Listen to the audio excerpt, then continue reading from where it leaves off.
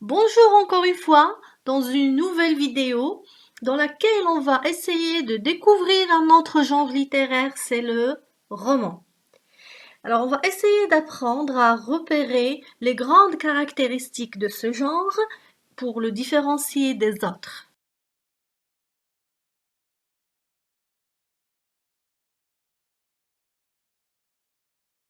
Je découvre ce qui est un roman. Le roman est un récit de taille variable mais assez long. Il est en général organisé en plusieurs chapitres et écrit en prose. C'est-à-dire, il ne suit pas un rythme précis comme la poésie.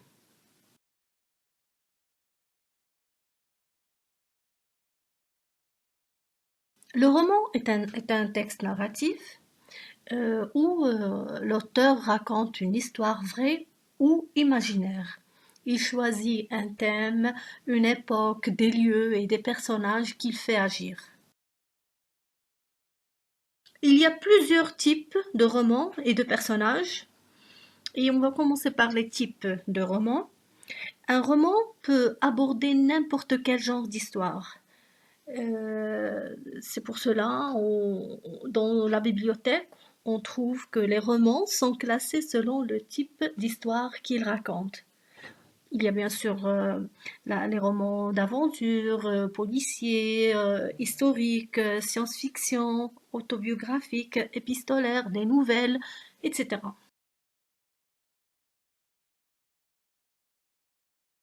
On commence par la nouvelle. La nouvelle est un roman très court.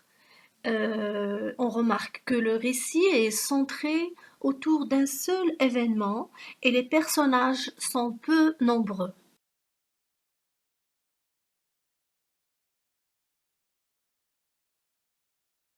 L'autre type, c'est le roman policier.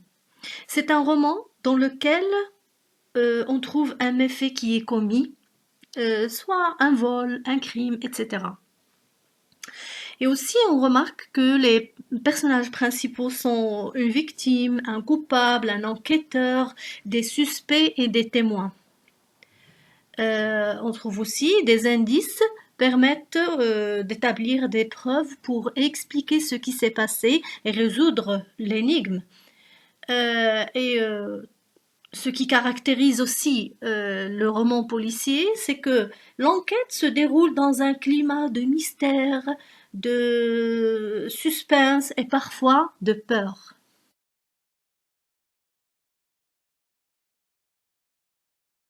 Le roman historique. Alors, dans un roman historique, l'action se déroule dans une période historique précise. Et la période est identifiable par des dates, des lieux, des personnages célèbres et des événements très très connus. Et on peut bien sûr identifier cette période aussi à travers la description des modes de vie. Par exemple, les vêtements, les véhicules, les métiers, etc. Et on remarque aussi que dans un roman historique, l'auteur peut introduire dans son récit des personnages inventés dont il raconte les aventures tout en respectant au plus près le cadre historique. Il y a le roman d'aventure. C'est un roman de type populaire qui est très très connu et qui met en particulier l'accent sur l'action. C'est-à-dire on trouve des voyages, de la violence, des péripéties en général. Donc c'est un récit qui est construit en étapes, ce qu'on appelle bien sûr le schéma narratif. Il y a la situation initiale, l'élément modificateur, on a les péripéties, on a bien sûr un élément de résolution et la situation finale. Ensuite, on a le roman autobiographique et comme bien sûr ce mot-là le montre, autobiographique, c'est-à-dire l'auteur inclut des événements appartenant à sa propre vie. Donc c'est le récit, c'est un récit à la première personne d'un personnage fictif qui revient sur les grands instants de sa vie. Ensuite, il y a le roman de science-fiction. Dans ce roman, on trouve que l'action se passe dans le futur éloigné, c'est-à-dire il y a des événements totalement étranges et incompréhensibles.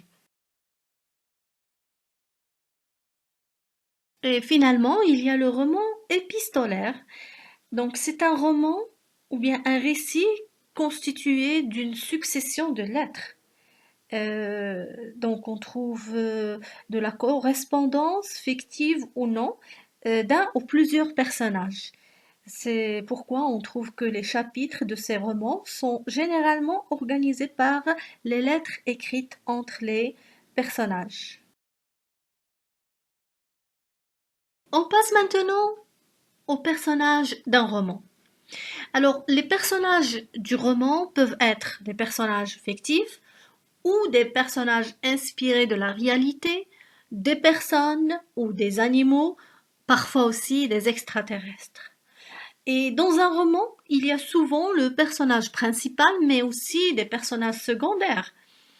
Et souvent, le romancier décrit ces personnages de façon à ce que le lecteur pense qu'ils sont bien réels.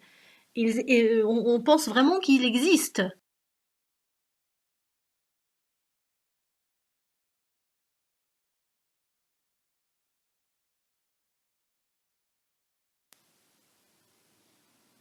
On a déjà dit que le texte dans un roman est en général organisé en chapitres, et pour rendre ce texte plus vivant, l'auteur peut faire parler les personnages grâce au dialogue.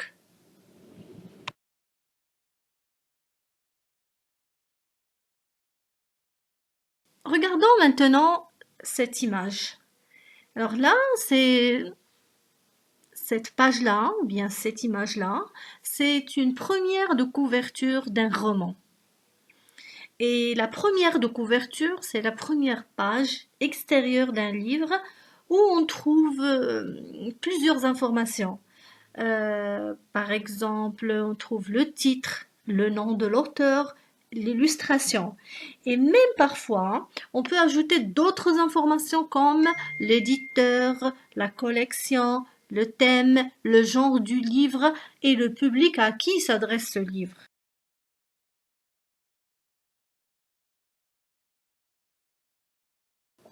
Regardez cette page-là.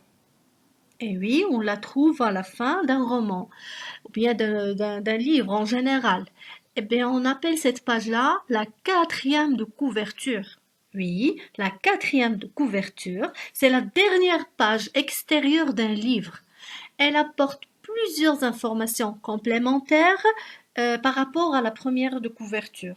On trouve toujours un résumé ou un extrait du livre.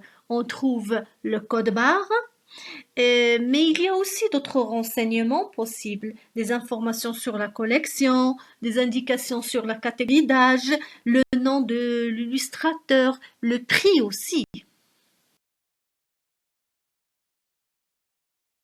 On va essayer de comparer ces deux pages-là, la première de couverture et la quatrième de couverture. Alors la première de couverture, c'est le premier contact du lecteur avec le livre. Cette page-là éveille la curiosité du lecteur et grâce à toutes ces informations qu'on trouve sur cette page-là, le lecteur commence à imaginer l'histoire du livre et formule des hypothèses. Cette anticipation incite à commencer la lecture pour vérifier si bien sûr ces hypothèses-là imaginées par le lecteur à partir de cette couverture sont exactes ou non. Et la quatrième de couverture, cette page-là permet au lecteur de se faire une idée plus précise de l'histoire du livre ou bien du roman.